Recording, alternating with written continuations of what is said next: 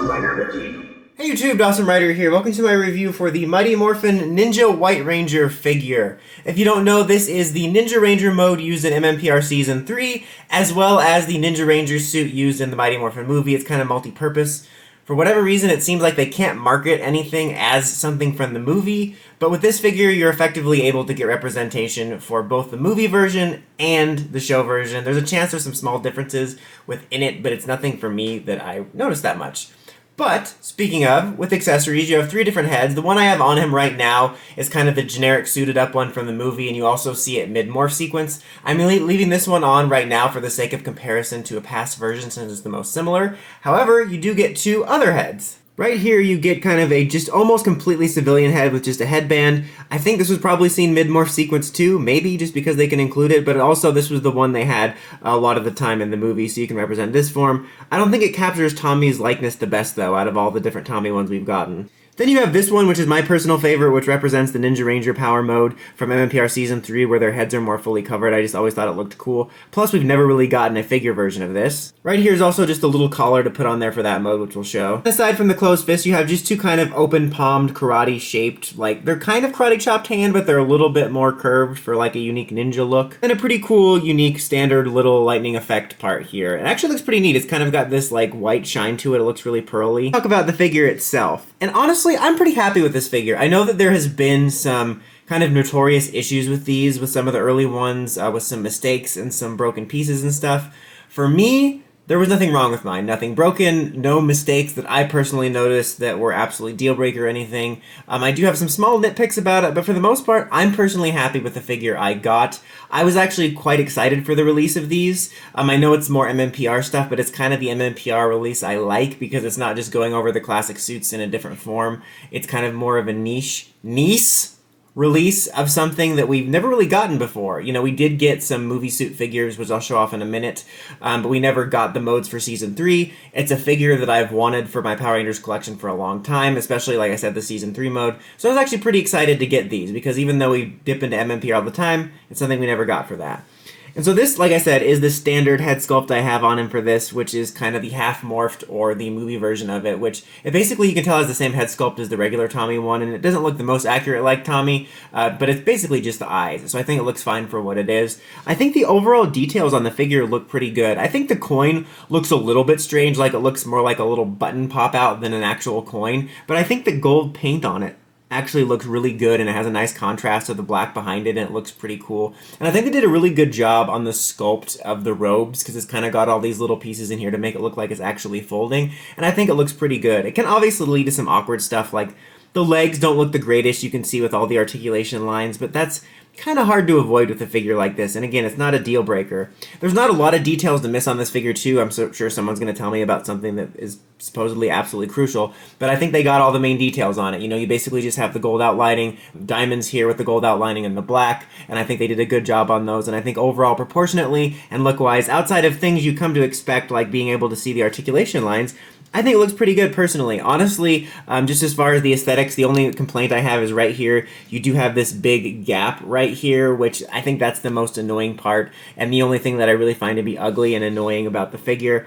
Again, for me, it's not necessarily a deal breaker, but I can see things like this would make people upset or make it, like a figure, kind of a turn off, and I wish there was a way they could handle that better. It's obviously because this type of figure is like different than your standard, just normal arms. That's the only thing I personally really found to be annoying, but other than that, I didn't notice any too huge mistakes or anything on there that was a deal breaker. Overall happy. Articulation, you're par for the course stuff. Ball joint down here, swiveling here, you can tell. See, you do have that problem again. It's going to create some inconsistencies. You almost line it up like a Rubik's Cube, and even then it doesn't perfectly line up, but it's almost kind of expected. Like, this isn't trying to be one of those Hot Toys figures that's made of cloth or anything. You got your knee joint right here. Again, you will kind of have those problems with it lining up right, but to be expected. Nice hinge joint here on the foot, or a nice ball hinge joint here on the foot.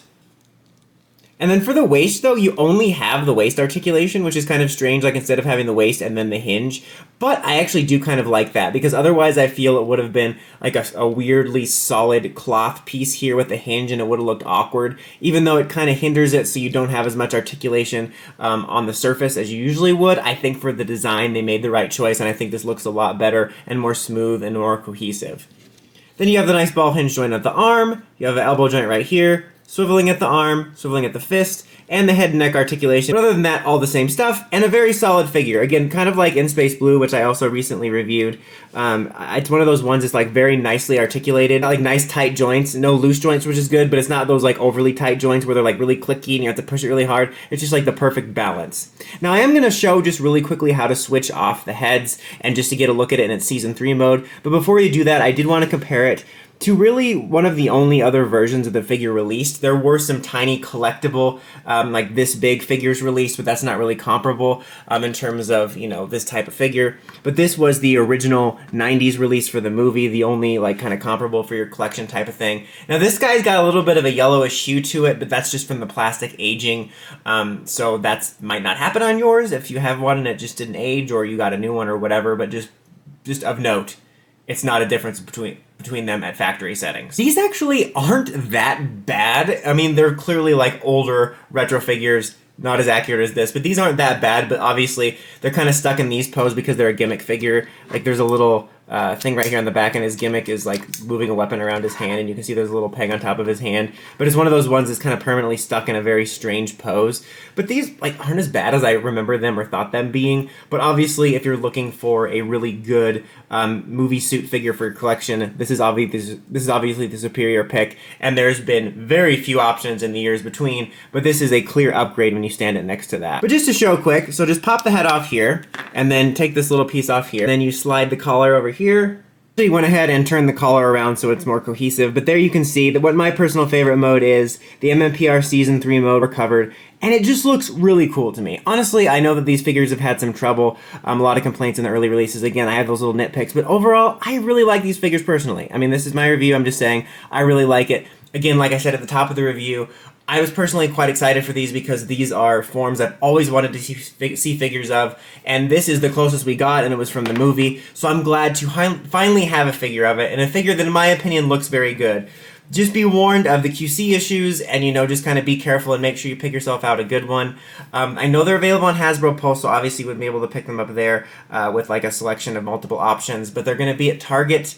This one shipped from Target.com, but I imagine they will make their way into stores, so if you're concerned about that, maybe wait to see them in stores and compare yourself a couple of options. But personally, as someone who loves this mode and was quite excited by it, I find it to be an overall solid figure that if you can get one that doesn't have any mistakes, I can recommend, because I think it looks pretty cool. And I have to say, I really like that you have the option for all the different heads, because then you can represent like an MMPR Season 3 one or the movie one, and I think they all look decent and is a clear upgrade over the one option that's available outside of mini collectible figures. But that's about it for this one though, guys. Until next time, like, comment, subscribe, and climb the steps and ring that bell so you get notifications for my videos. Dawson Ryder, signing out.